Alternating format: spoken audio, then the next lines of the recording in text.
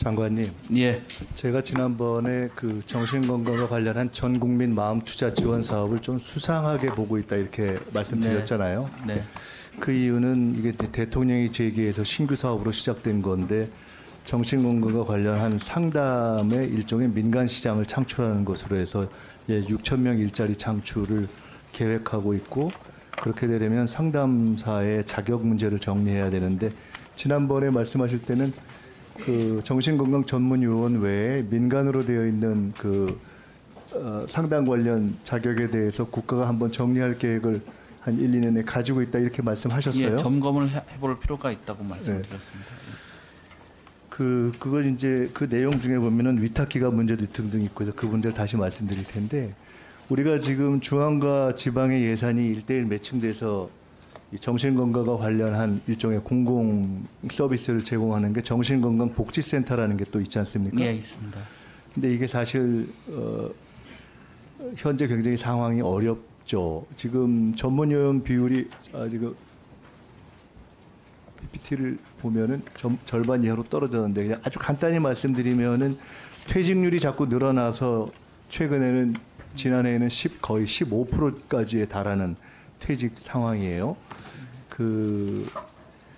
지금 보면 운영비와 인건비도 계속 동결 상황이고, 늘어난 부분도 보면 뭐 신규에 해당하는 거고, 추가 노동수당 미지급 문제라든가 이런 부분이 계속 있어요. 정신건강복지센터도 수도권하고 지방 중에 수도권에 몰리고 있어요. 이게 뭐 민간이들도 마찬가지일 건데 공공에서도 그런 상황이 나타나고 있는 거거든요.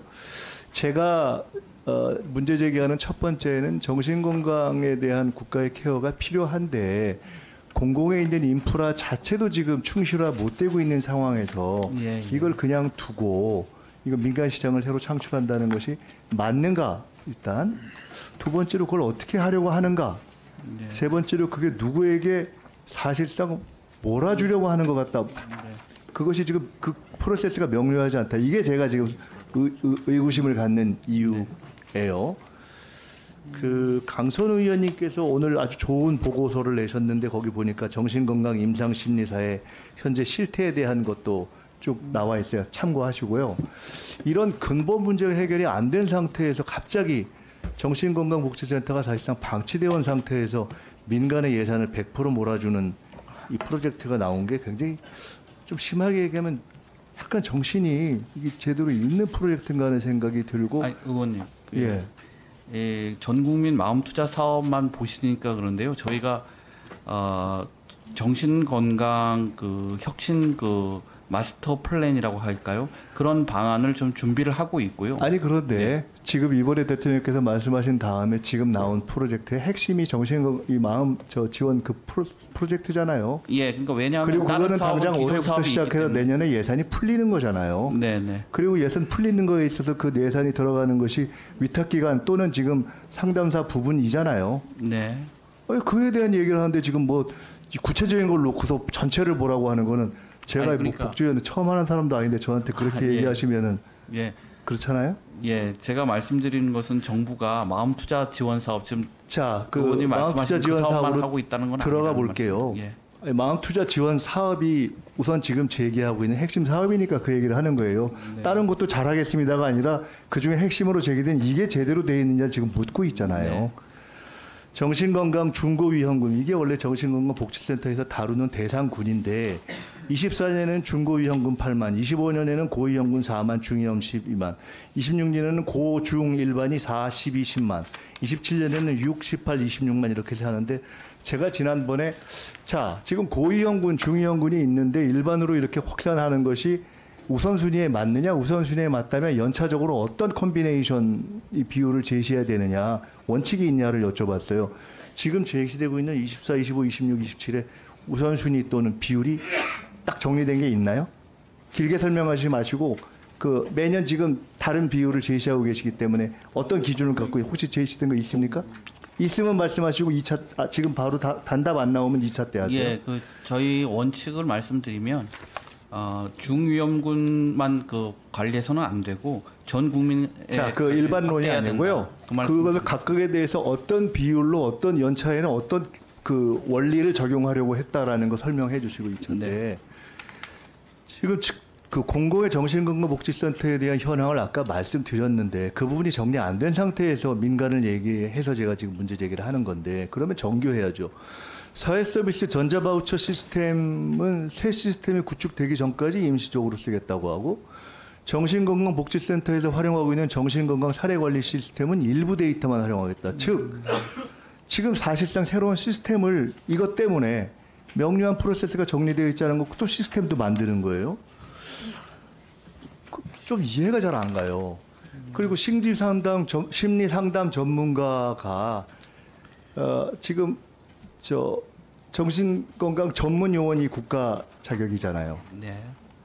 그렇지 않은 부분이 민간 부분이고 그 협회에서 하는 거고. 제가 다시 지난번 질문을 다시 할게요.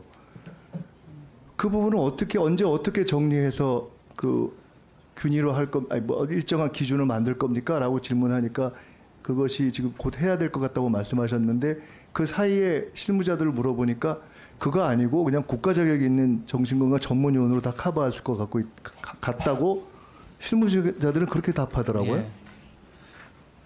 제가 이거 가지고 있는 정보가 좀 부족한 것 같은데 좀 그걸 해가지고 좀 별도로 보고 드리도록 하겠습니다, 의원님. 다시 한번 말씀드리면 저는 이거 굉장히 수상하게 봐요. 왜 그러냐? 제가 과도한 추측일지 모르는데 이 정부의 네. 핵심의 주변에 심리나 정신이나 영성 이런 것에 관심이 있는 분들이 많기 때문에 이 부분 프로세스로 갑자기 돈이 풀리는데 정리가 안 되면 저같이 생각할 수 있는 거예요. 그건 오해. 그리고 오해라고 답하기 전에 제가 제기한 문제들에 대해서 정리된 답을 주지 않으면 예. 저는 이것에 동의하기가 어려워요. 알겠습니다. 제가 제기한 문제들이 그다지 무리한 질의가 아니잖아요. 예, 알겠습니다. 2차 때 계속 할게요. 정리해가지고 보고 드리겠습니다. 1분 더 안 드려도 됩니까? 예, 1분 더 드릴게요. 예.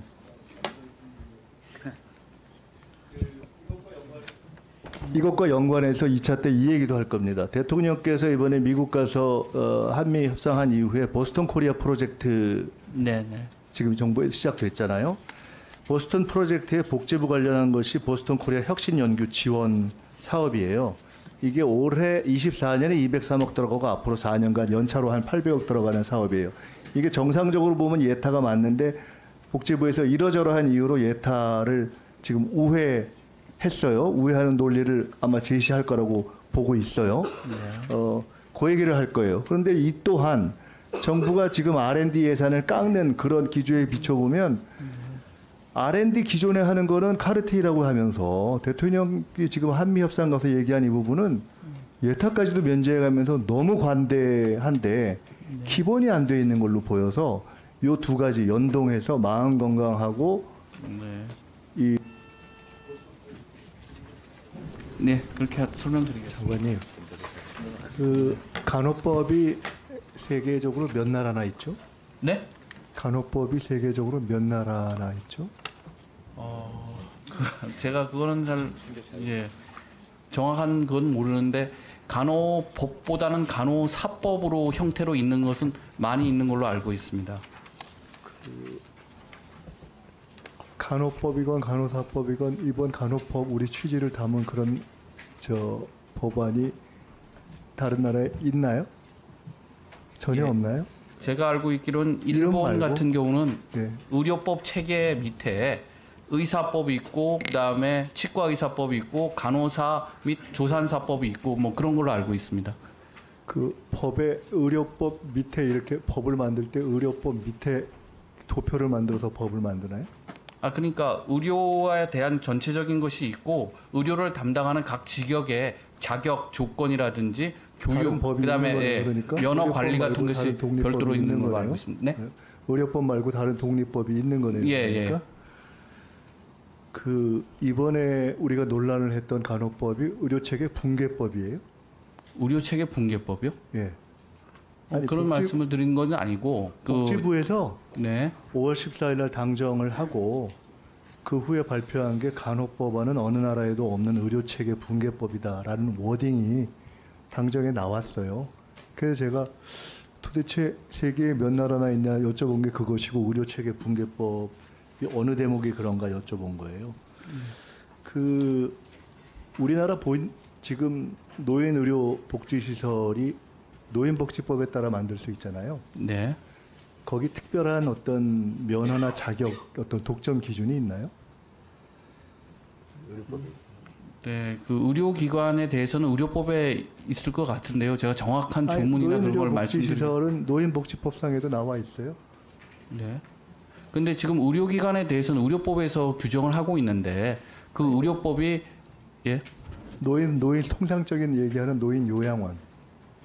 요양시설 말씀하시는 네, 네, 겁니까? 예, 요양시설은 예, 예. 노인복지법에 거기는 저 개설 조건을 충족하면은 국민 누구나 개설할 수 있는 거 아닌가요?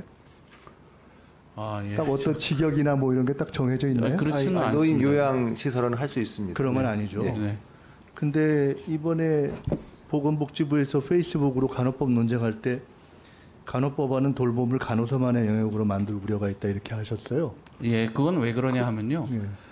그 의료 그 기관 밖에서 이제 의료나 돌봄의 행위가 일어나는데 그거는 역시 의사, 간호사, 그다음에 사회 노인복지법에 따라서 우리가 만드는 거 아니에요? 그 특정한 뭐 그건 의료 명예나 행위는 직업이- 아니죠. 예. 그런데 왜 이 돌봄을 간호사만의 영역으로 만들 우려가 있다 이렇게 말씀하셨죠? 그 다음에 우리 지금 의료법에 조무사에 대한 그 자격 규정이 있잖아요. 네, 그렇습니다. 우리 의료법이 간호조무사에 대해서 차별하고 있나요? 학력 기준이나 이런 거 가지고. 학력 규정이 네, 그런 상한이 거 있습니다. 뭔가 우리가 의료법에서 저 간호조무사에 대해서 차별적 규정을 가지고 있나요? 네, 현행 저는 의료법이? 그렇다고 판단이 됩니다. 현행 의료법이. 네. 그러면 그 의료법을 개정을 제기하신 적이 있나요? 예, 이제 개정하려고 노력하고 있습니다. 아니 근데 왜 간호법 논의하기 전에는 그런 얘기 전혀 안 했어요? 아니요, 저희가 알고 있기로는 복지부에서 계속 추진을 해왔고 그게 설득이 안 돼가지고 개정을 못했던 걸로 알고 있습니다. 그 우리가 이제 간호법 논쟁을 했는데 네, 우리가 이런 걸 하면서도 뭔가 좀 정상적인 근거를 갖고 얘기해야 되잖아요. 근데 지금 제가 이 얘기를 하는 이유는 간호법이 전 세계 어디에도 없는 의료체계 붕괴법이다 이렇게 얘기를 한다거나 아니면은 돌봄이 독점된다고 얘기를 하거나 또는 의료법 내에 있는 거임에도 불구하고 간호법을 만들면 그 안에 있는 조항이 차별적이다 이렇게 얘기하는 거는 좀 말이 안 되잖아요. 아니, 그러니까 정부가 이렇게 간호법에 반대를 하는 근거를 대려면 정권도 왔다 갔다 할 수 있고 그런 건데 예. 그 보건복지부에서 어떤 뒷받침을 하려고 해도 우리가 뒤에 봐도 좀 부끄럽지 않은 정도의 논의를 제가 해야 좀 되는 거 말씀을 아니에요? 드릴까요? 예. 제가 말씀드리는 그거는 의료에서 간호를 별도로 떼어내서 의료와 간호를 이렇게 병립적으로 규정되어 있는 것은 제가 본 적이 없습니다. 말씀드린 것처럼 의료 체계 내에서 간호사라고 하는 직역에 의해서 직역에 대해서 규정한 것은 있는 거고요. 그 다음에 저희가 네? 또 말씀 의료법 외에 별도법이 있어요, 없어요? 의료법에 별도법이 있다는 말씀이 뭐죠? 아니 의료법으로 존재하는 외에 지금 그 별도법으로 존재하는 케이스가 예, 그러니까 없나요? 의료라고 하는 것과 의료의 간호라고 하는 건 의료의 일부분인데 그걸 별도법으로 하는 경우는 제가 본 적은 없습니다. 그 간호사에 대한 자격, 그 다음에 교육 이런 거를 별도로 규정한 법은 봤는데, 예, 그래서 그 얘기인 거고요. 그 다음에 저희가 말씀드리는 것은 선진 돌봄 요양과 관련해서는 간호사의 직역만 강조될 뿐만 아니 강조돼서는 안 되고 다른 직역과의 협업이 중요하니까 그 같이 규정이 돼야 된다 그 말씀을 드린 겁니다. 시간이 애매하니 제가 3차에 또 할게요.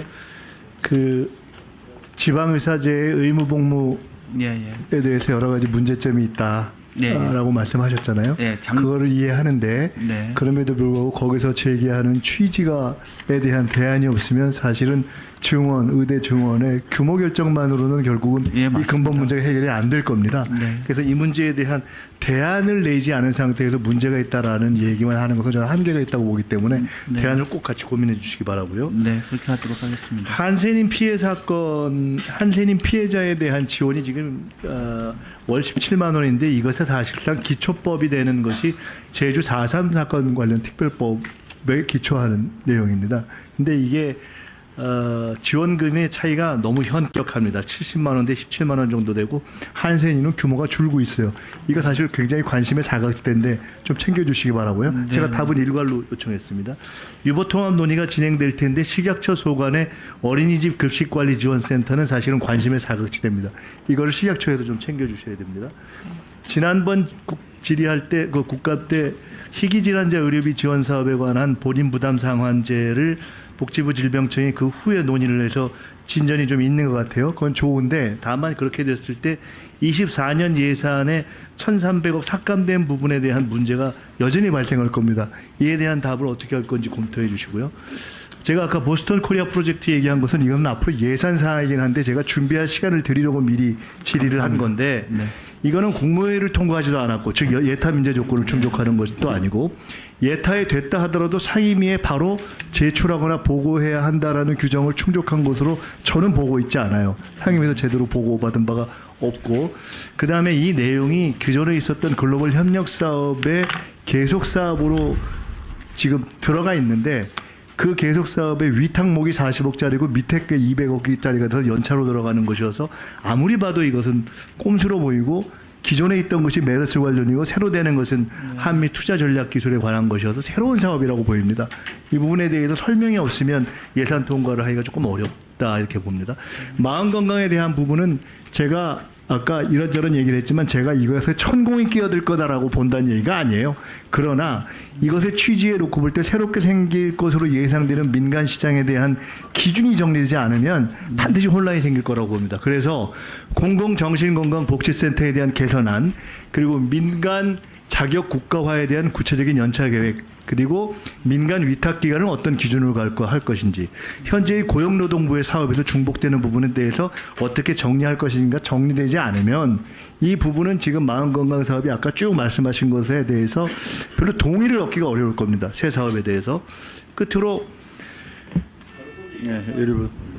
마무리하겠습니다. 마지막 질의가 될 것 같아서 간호법 얘기 이제 이게 거부권까지 갔던 사업인데 아까 여러 가지 설명하셨는데 아주 단순하게 한 가지만 딱 이야기할게요. 이게 국민들도 관심이 있었고 여야 간에도 심하게 논쟁을 한 사안인데요. 설명은 복잡하게 하셨지만 이것을 어느 나라에도 없는 의료체계 붕괴법이라고 설명하고 선전한 것에 대해서는 대단한 불쾌감을 가지고 있습니다. 이것을 발의했거나 추진했던 쪽에서. 그리고 이것을 설명하는 데 있어서 어느 나라에 없다는 것도 설명하기 어렵고 의료법의 기본 질서를 훼손하는 것도 아니기 때문에 의료체계 붕괴법이라고 설명하는 것에 대해서도 동의하기가 어렵습니다. 그래서 이 문제에 대해서 제가 아까 말씀드렸듯이 그 공직자들이 공무원으로서의 중립을 지키면서 정부의 어떤 그 입장을 일정하게 뒷받침하는 것까지는 있을 수 있으나 과도한 정치 선전적 논리를 제공하는 것은 이후에 이를 풀어가기가 상당히 어려워질 수 있다. 이 부분에 대해서는 이후에 적절한 설명과 적절한 해명이 필요하다 이렇게 봅니다. 지금 말씀드린 것들은 다 같이 서면 질의까지 같이 포함해서 제가 오늘 말씀 주실 수 있는 거 주시면 됩니다.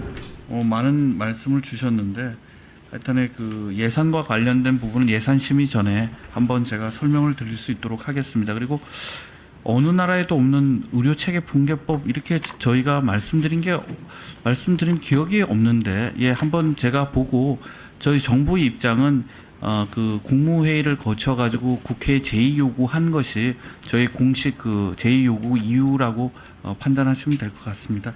나머지는 서면을 통해서 자세히 보고 드리도록 하겠습니다.